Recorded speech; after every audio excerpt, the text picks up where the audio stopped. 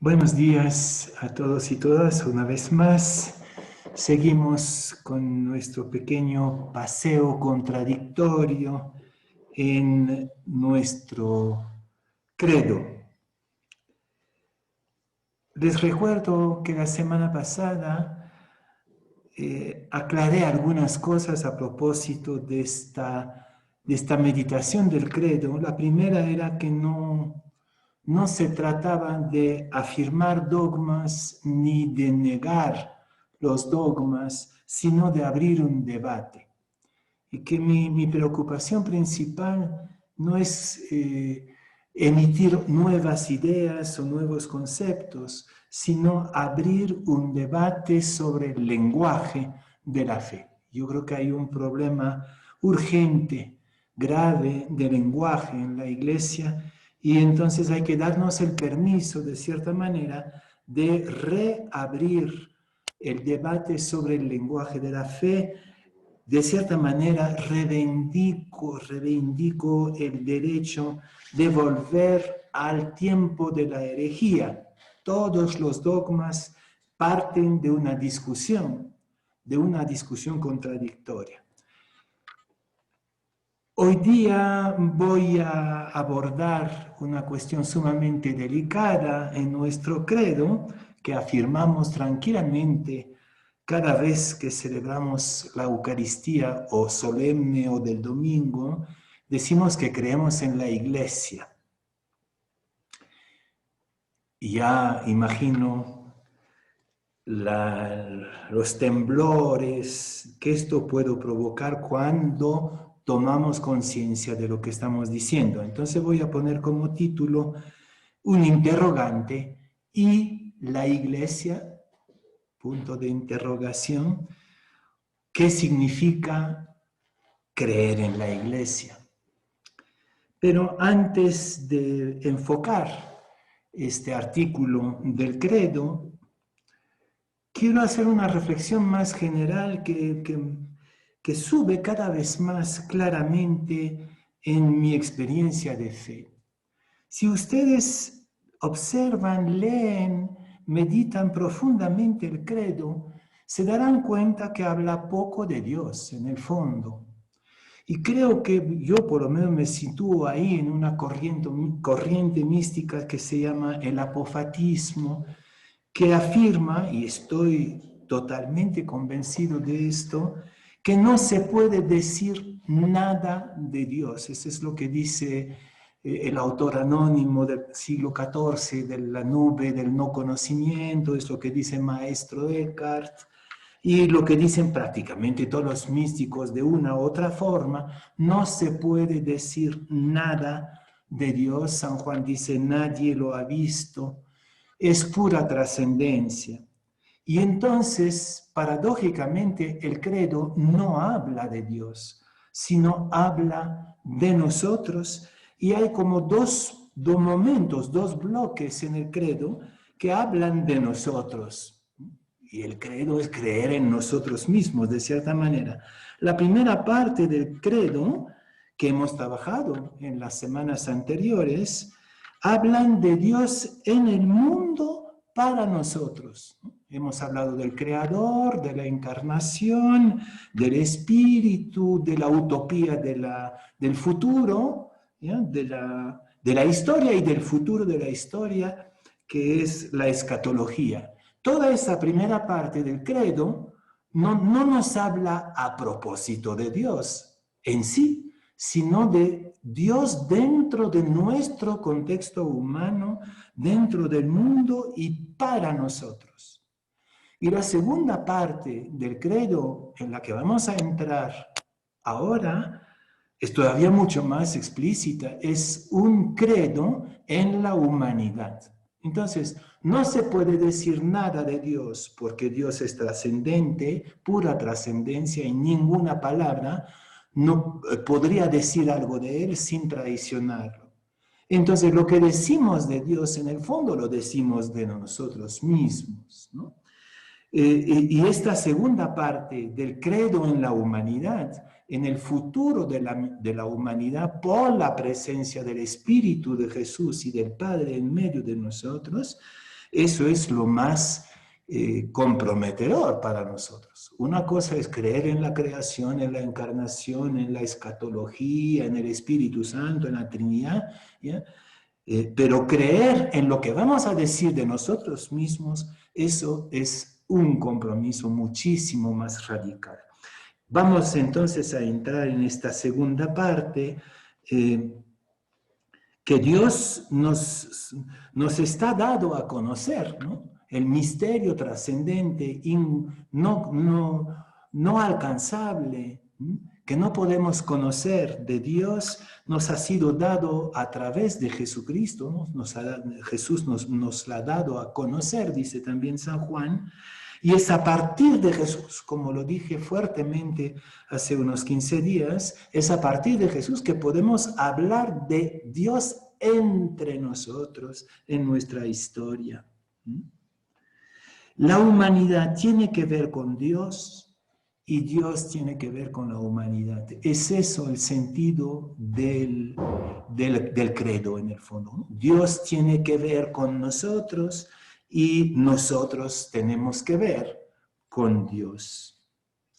En esta segunda parte del credo, el credo humanista, diría yo, el creer en nosotros mismos a causa de Jesús y de su Espíritu, tiene como tres grandes afirmaciones que nos exigen mucho, ¿no? Lo primero es lo que vamos a trabajar hoy, la Iglesia. Yo creo en la Iglesia. La Iglesia es un artículo de fe. Vamos a ver cómo podemos entrar en esto. La segunda es la comunión de los santos, es decir, la utopía de una humanidad nueva, universal y reconciliada. Es eso la comunión de los santos. Dentro de la historia y más allá de la historia. Es un credo en una humanidad nueva. Es un artículo de fe, esta futura humanidad utópica reconciliada. Y la tercera es la apuesta por la vida nueva, la vida plena, la resurrección de la carne, el perdón de los pecados, la vida eterna, todo esto que es un credo en la vida en plenitud. Entonces vamos a ir recorriendo estas tres etapas en las próximas semanas y con esto terminaremos por lo menos un sobrevuelo del credo. Pero creo que esa es la gran sorpresa. Es que el credo habla de nosotros, es un credo en la humanidad en proceso de deificación a la manera de Jesús, según lo que nos ha revelado Jesús de su Padre, del Espíritu y de nosotros, a partir de Jesús de Nazaret. Bueno, entonces es una pequeña aclaración de nuevo. No pretendo afirmar dogmas, no pretendo criticar dogmas, quiero abrir el debate a partir de un credo que considero esencialmente un credo en la humanidad en vía de deificación. Bueno, como de costumbre, como cada vez voy a utilizar el mismo esquema, primero voy a mirar a la Iglesia en el banquillo de los acusados y hoy día está muy atacada, siempre ha sido muy atacada, pero hoy día particularmente. Voy a dar primero la palabra al abogado, a los abogados de la acusación, para después hacerme, como cada vez, el abogado de la defensa. Hay una primera serie de críticas a la Iglesia que son críticas evidentes, pero finalmente externas, superficiales, importantes, por supuesto, pero que conocemos todos, desgraciadamente las conocemos. No es muy difícil acusar a la Iglesia por sus propios pecados, ¿no? Por sus propios abismos. No hay un día en que no haya un motivo de acusar a la Iglesia por sus pecados. Hace pocos días el Papa fulminó a un importantísimo cardenal italiano, el cardenal Becciu, porque pues se ha descubierto que está dentro de una mafia financiera espantosa, ¿no? Y bueno, no pasa ningún día en que no podemos escoger y desentrañar algunas de esas fechorías. Voy a citar simplemente los espacios, los terrenos donde el pecado de la Iglesia como organización humana, histórica, es lo más patente. Empezaría con el tema de la sexualidad. Personalmente pienso que ese es el tema de futuro. Si nuestra Iglesia no se convierte, no cambia su lenguaje sobre la sexualidad, no tiene futuro, porque creo que el movimiento más significativo, el movimiento histórico más significativo de nuestros días es precisamente la toma de conciencia del espacio político, diría yo, del espacio social de la sexualidad, que sea a través de la conciencia femenina, que sea a través de las reivindicaciones de la diversidad. Yo creo sinceramente que la visión de la Iglesia, la visión de la sexualidad que tiene la Iglesia es enfermiza y obsesiva y no corresponde ni a la visión ni a la práctica de Jesús. Entonces, en el campo de la sexualidad hay una enfermedad eclesial y una estrechez, una obsesión sobre la sexualidad, y qué dramática y qué ridículo que precisamente la Iglesia, con esta visión obsesiva de la sexualidad, sea uno de los espacios donde el abuso sexual o las desviaciones sexuales sean tan dramáticas, tan caricaturizadas, ¿no? Hay una contradicción que es urgente cambiar, ¿no? Cambiar nuestra visión, nuestro lenguaje y convertir nuestras patologías sexuales. Segundo espacio de la crítica al pecado de la Iglesia es el poder, evidentemente, es el poder, y en esto del poder está el patriarcalismo recalcitrante. Sí, se pretende que se abren puertas para las mujeres, pero mientras tanto la Iglesia está controlada por el poder de los varones y muchas veces de varones supuestamente célibes, ¿no? Es un patriarcalismo recalcitrante. Es interesante también que la Iglesia sea la última teocracia, o la penúltima, porque quizás algunos países árabes todavía, como Arabia Saudita, ¿no?, pueda tener rasgos teocráticos. Saben, por ejemplo, que hay dos países, si no me equivoco, dos países que no han firmado la Declaración de los Derechos Humanos de 1948, y estos dos estados son Arabia Saudita, que es uno de los países más oscurantistas del planeta, y el Vaticano. El Vaticano a estas alturas todavía no ha reconocido la Declaración de los Derechos Humanos. Eso dice mucho de la teocracia, del manejo del poder, y creo que eso es un pecado gravísimo que sí es fácil denunciar. El manejo económico, no solamente en el Vaticano, pues ahí sí está clarísimo, que veo que el Papa Francisco trate de poner un poco de claridad y de transparencia en todo esto, pero sigue siendo un escándalo el manejo económico de la Iglesia y de las iglesias locales también. Segunda gran crítica, la primera pues sí, es esto, es un abismo, pero es tan evidente que casi no necesitamos escuchar la acusación, porque lo vemos cada día. La segunda es mucho más profunda. Jesús no fundó ninguna religión, no fundó una nueva religión, sino que propuso un nuevo humanismo creyente.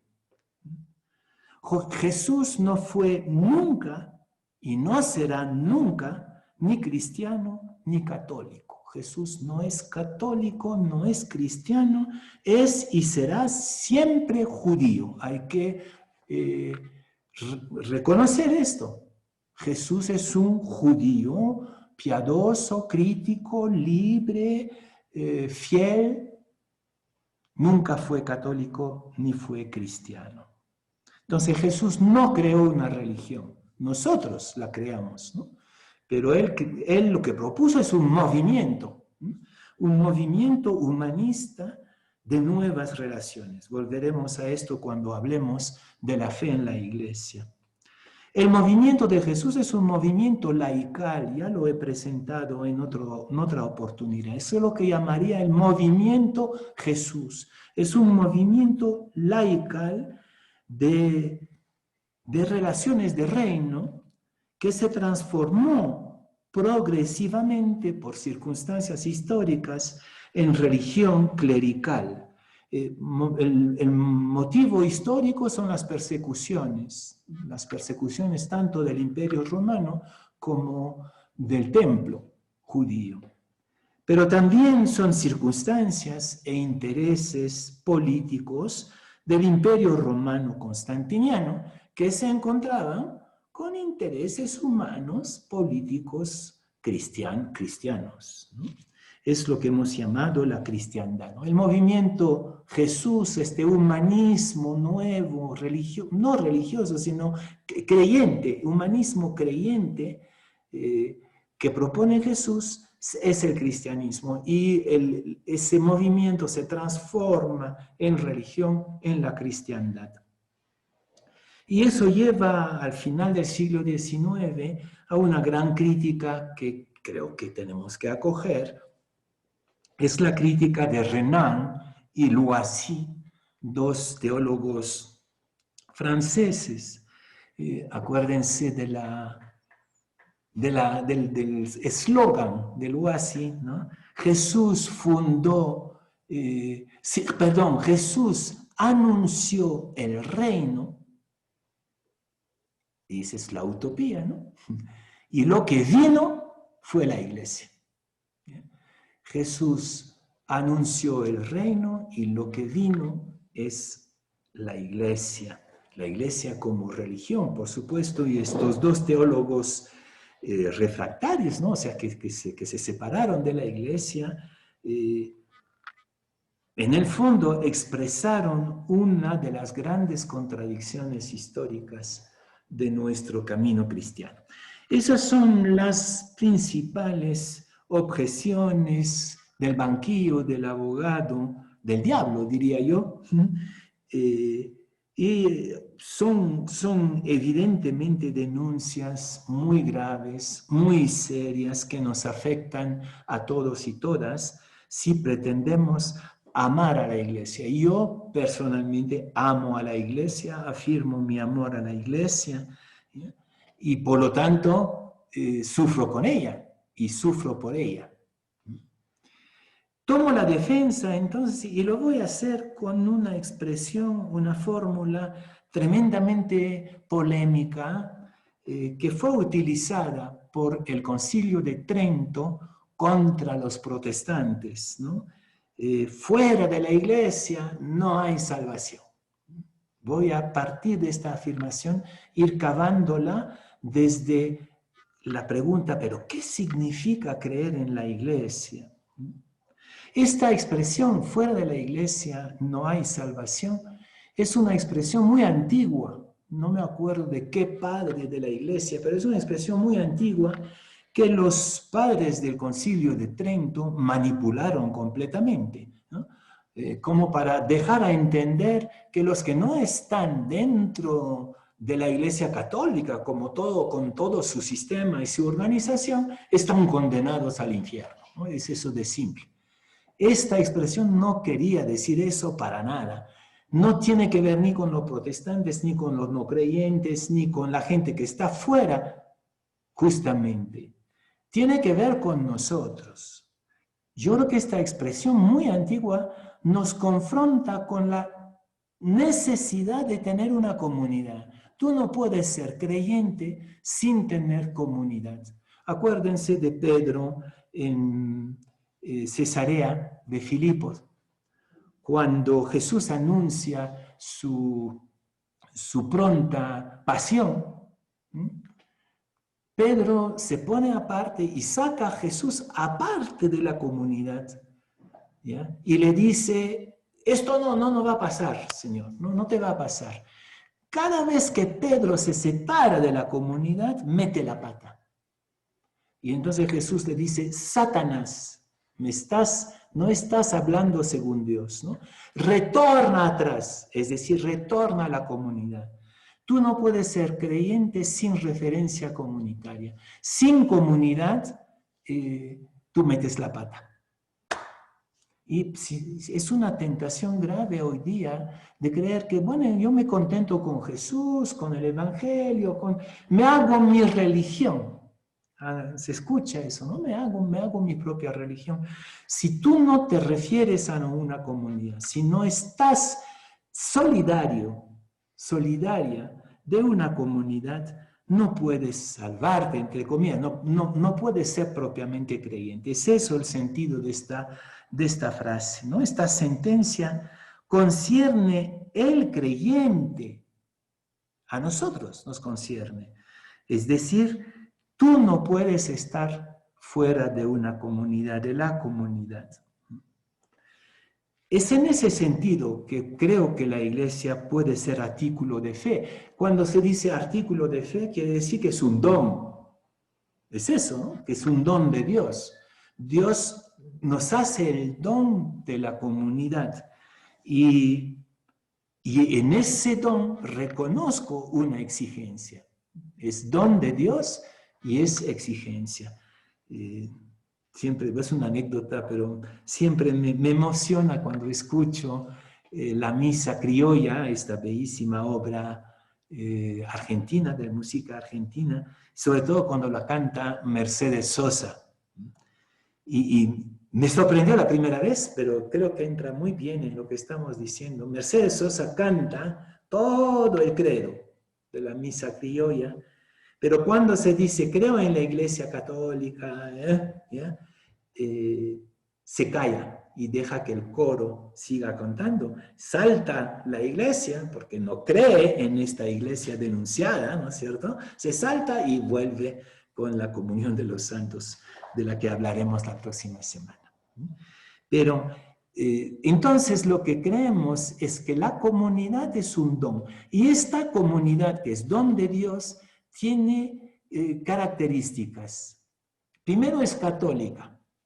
Nada que ver con romana, por si acaso. Nada que ver con la religión romana vaticana. Nada. Católica quiere decir universal, para todos los pueblos. Y por eso un protestante puede decir que cree en la Iglesia Católica y por supuesto que un ortodoxo también, ¿no? ¿Por qué? Porque creemos en el don de una comunidad universal, que somos hermanos entre blancos y negros, entre hombres y mujeres, entre jóvenes y viejos, entre todas las variantes de las culturas y de las espiritualidades. Católica no es un DNI.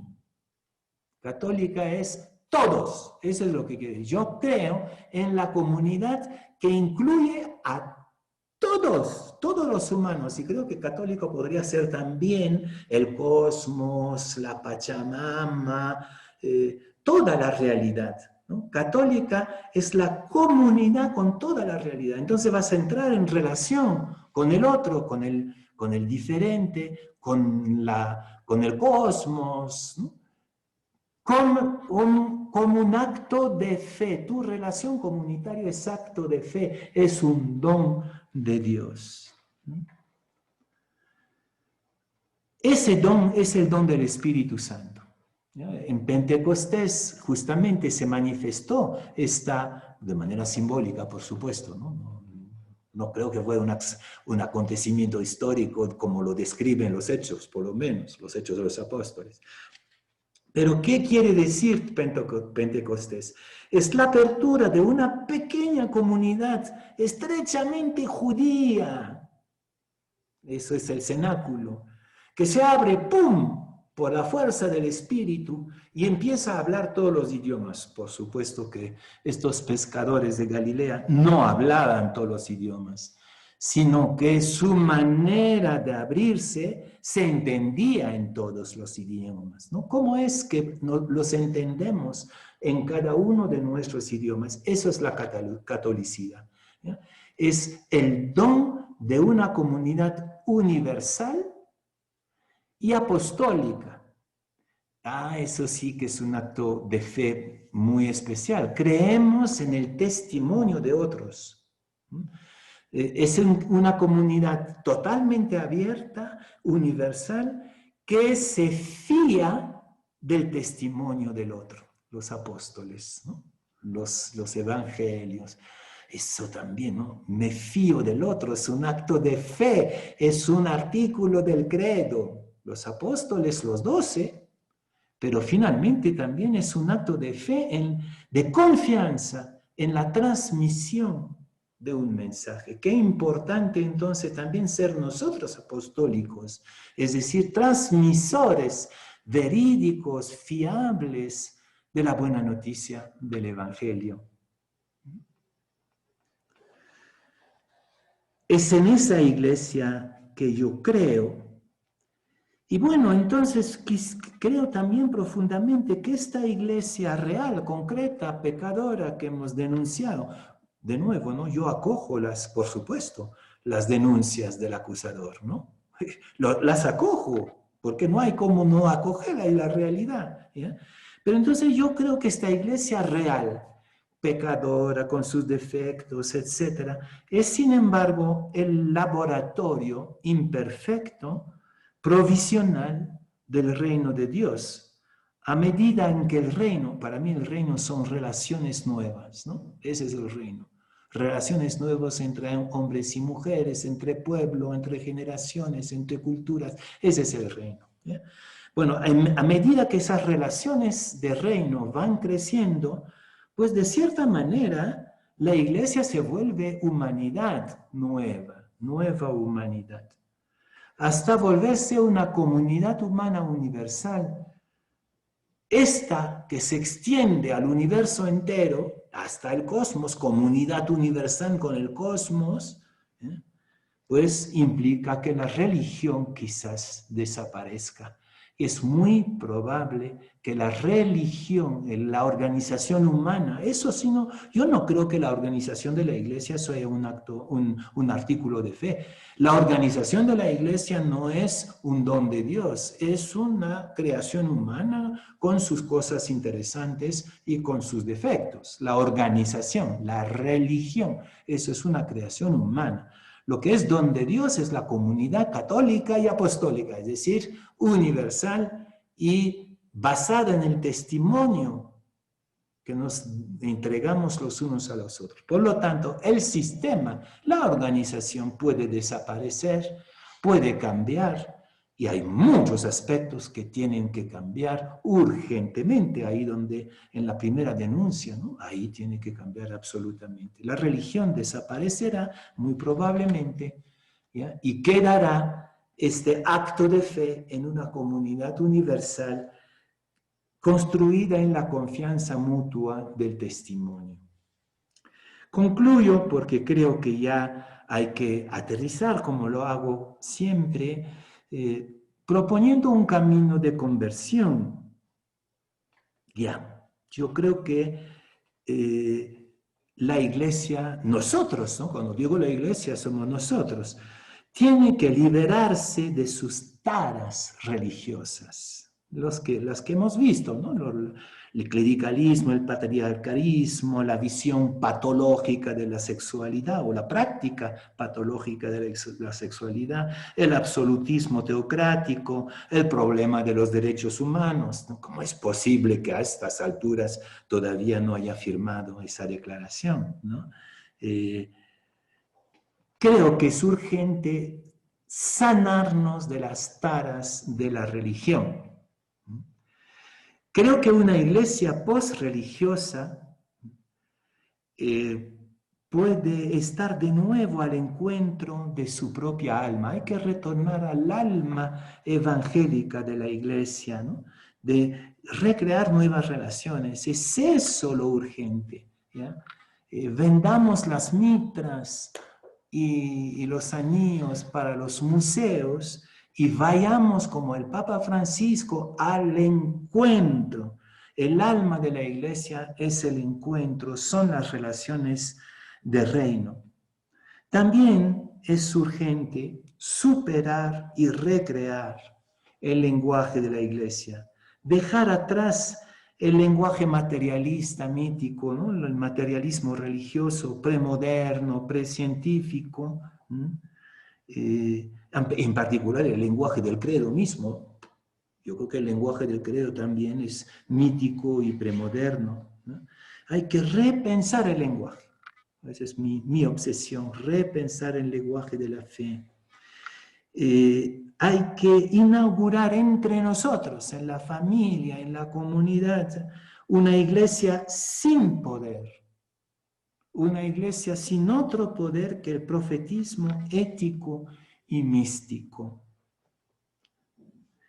El rol de la iglesia, ya yo lo he dicho varias veces en estas semanas, no es ya explicar la realidad. Nuestras explicaciones son obsoletas y por lo tanto ridículas frente al avance de la ciencia. Cualquier niño de cualquier comunidad campesina aislada sabe hoy día que nuestras explicaciones no tienen ni pie ni cabeza. No se trata de explicar, se trata de proponer, brindar pistas para crear sentido. Ese es el rol de la iglesia. Brindar pistas desde Jesús, desde su práctica, para dar sentido a la vida. Y eso es mucho más importante y mucho más urgente que explicar la realidad.